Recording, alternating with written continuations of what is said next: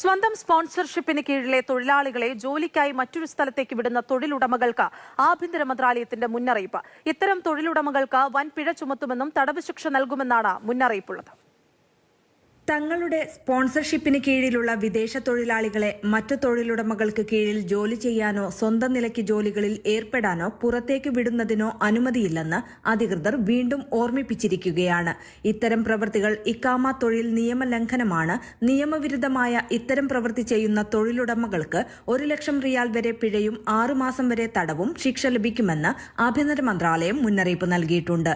അതോടൊപ്പം പുതിയ തൊഴിലാളികളെ വിദേശങ്ങളിൽ നിന്ന് റിക്രൂട്ട് ചെയ്യുന്നതിന് 5 വർഷത്തേക്ക് വിലക്കേർപ്പെടുത്തുകയും ചെയ്യും.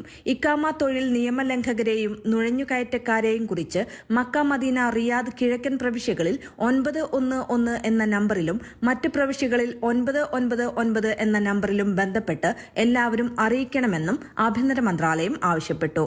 Mathrubhumi news, Jeddah.